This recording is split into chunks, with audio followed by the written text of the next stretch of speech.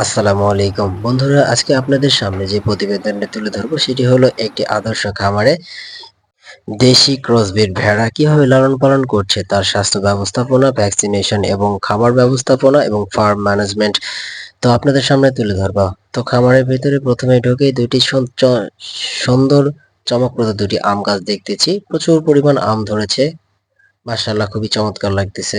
তো বাম পাশে প্রথমে আমরা ঢুকে দেখলাম যে সহকারী সিনিয়র পরিচালকের কার্যালয়। তো আমরা একটু ভেতরের সামনে দিকে এগিয়ে দেখলাম দোতলা একটি ভবন। তো তারই অপোজিটে আমরা দেখতেছি যে গ্যারেজের পাশে রয়েছে খাদ্য গুদাম এবং তো এখানে মূলত খাদ্য স্টোরেজ করে রাখা হয়, যদিও এটি তালাবদ্ধ ঘর। আমরা সামনের দিকে এগিয়ে দেখলাম যে এখানে একটি সাইলো পিট রয়েছে। তো সাইলো পিটে মূলত কি কি ধরনের খাবার কাটা হয় এবং কি কি সংরক্ষণ করে রাখা হয় বন্ধুরা আপনাদের সামনে তুলে ধরবো। তো চলুন বন্ধুরা দেখে আসি সাইলো পিটের ভেতরে কি কি রয়েছে। তো এখানে মূলত রয়েছে সবুজ ঘাস, যেটা হচ্ছে জার্মান নেপিয়ার, তো ছাগলের সবচেয়ে প্রিয় খাবার। তো এর সাথে রয়েছে কিছু খড় এবং ঘাস জিরো সাইজ কাটিং করে বস্তাবন্দি করে তারা কিন্তু খাদ্য স্টোরেজে রাখে। তো বন্ধুরা, তারা কিন্তু ফার্মে বায়োসিকিউরিটির জন্য অবশ্যই প্রবেশ নিষেধ করেছে এবং বায়োসিকিউরিটির জন্য বাইরের অণুজীব যেন বা ফার্মের ভেতরে না আসে, এই জন্য তারা পটাশ পানি ইউজ করে। কিন্তু আজকে পটাশ পানি দেওয়া ছিল না, তারপরেও আমরা এখানে অনুমতি প্রসঙ্গে আমরা ফার্মের ভিতরে ঢুকি দেখি এবং সেখানে দেখি একটি গর্ভবতী ভেড়া প্রসব হচ্ছে। একটি প্রাণীকে যদি আপনার কৃমিনাশক মুক্ত করেন এবং কনসেন্ট্রেট খাবার এবং র্যাপিস খাবার পরিমিতভাবে দেন এবং ভিটামিন মিনারেল যদি সঠিকভাবে পূরণ করেন, তো ডেলিভারিতে কোনো জটিলতা আসবে না ইনশাআল্লাহ। তো আমরা দেখে খুবই অবাক হলাম যে কোনো মানুষ ছাড়াই, কোনো খামারি ছাড়াই, কোনো কৃষানি ছাড়াই কিন্তু ভেড়ার বাচ্চাটা অটোমেটিক্যালি আমাদের সামনে কিন্তু হয়ে গেল। তো খুবই চমৎকার একটা বিষয়। তো পাশে আমরা চলে আসলাম সেট নাম্বার 2। তো এখানে আমরা দেখলাম কিন্তু মা ভেড়া সহ বাচ্চা ভেড়া, যাদের বাচ্চার বয়স প্রায় 1 মাস থেকে শুরু করে মোটামুটি 2 মাস 2.5 মাস পর্যন্ত এখানে বাচ্চা রয়েছে।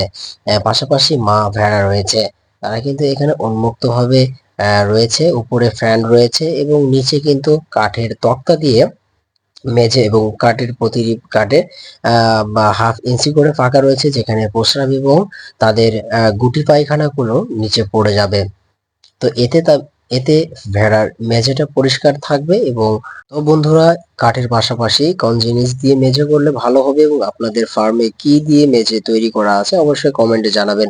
তো আমরা সামনে দেখতে পাচ্ছি এটা একটা খাবার দেওয়ার জন্য পরিবহন যন্ত্র। তো এই সাইডে আমরা দেখব যে দেশি ক্রসবিট এর যে ভেড়ার মেড়া, এখানে কিন্তু প্রজনন সক্ষম প্রত্যেকটি খুবই আকর্ষণীয় ভেড়ার মেড়া রয়েছে, যাদের দেখে আসলে একটা প্রশান্তি জাগে। আসলে খামার করতে লক্ষ টাকার প্রয়োজন হয় না, এতে প্রয়োজন হয় একমাত্র স্বপ্ন, ধৈর্য, পরিশ্রম এবং সামনে এগিয়ে যাওয়া। ইনশাআল্লাহ আমরা এগিয়ে যেতে পারবো। তো ফার্মের ভেতরে কিন্তু আমরা দেখলাম যে পরিষ্কার স্বচ্ছ পানির ব্যবস্থা রয়েছে। বন্ধুরা, খামারের আরেকটি গুরুত্বপূর্ণ বিষয় মাথায় রাখতে হবে যে খামারের প্রস্রাব এবং পায়খানা বের হওয়ার জন্য যেন সঠিক ব্যবস্থা থাকে, নতুবা এই প্রস্রাব পায়খানা থেকেই হাজারো মাছির জন্ম নেবে এবং এই প্রস্রাব পায়খানা থেকেই কিন্তু বিভিন্ন ব্যাকটেরিয়া অণুজীবের সৃষ্টি হবে, যা আপনার খামারকে ক্ষতিগ্রস্ত করতে পারে। তো আমরা এখানে দেখতে পাচ্ছি যে মেঝেতে কাঠের ফাঁক দিয়ে কিন্তু প্রস্রাব পায়খানা নিচে পড়ে গেছে এবং ড্রেন বয়ে তা কিন্তু নিম্ন গতির দিকে চলে যাচ্ছে। সবচেয়ে আনন্দ পেয়েছি আমি যখন ভেড়াগুলো এক পাশ থেকে অপাশে যখন ছুটে যাচ্ছিল এবং অপাশ থেকে এপাশে যখন ছুটে আসছিল। তো খামারি প্রেমীদের জন্য খুবই ভালো লাগার বিষয়, যারা আসলে মন থেকে গবাদি পশুকে ভালো লাগে তাদের সাথে টাইম স্পেন্ড করতে কিন্তু খুবই চমৎকার লাগে। আপনারা অবশ্যই জানেন, যারা খামারকে ভালোবাসেন এবং ভবিষ্যতে খামারের দিকে যুক্ত হতে যাচ্ছেন তাদের জন্য শুভকামনা। কেননা আমাদের প্রত্যেকটি মানুষের গড় মাথা পিছু মাংসের চাহিদা হচ্ছে 250 গ্রাম, যেখানে কিন্তু আমরা প্রাণী সম্পদ সেক্টর গবেষণা করে দেখা গেছে যে 65 গ্রাম কিন্তু আমরা সেখানে পূরণ করতে পেরেছি। তো এই লক্ষ্যে আমরা কাজ করব, দুধ, মাংস এবং উন্নত জাত সৃষ্টির লক্ষ্যে আমরা কাজ করে যাব এবং আপনারা আহ, তো বন্ধুরা, পরবর্তী ভিডিওতে পিপিআর ও নিউমোনিয়ার মতো মারাত্মক ডিজিজ নিয়ে আলোচনা করা হবে। পরবর্তী ভিডিওগুলো পেতে ফেসবুক পেজকে ফলো দিয়ে লাইক ও শেয়ার করে পাশে থাকবেন। ধন্যবাদ।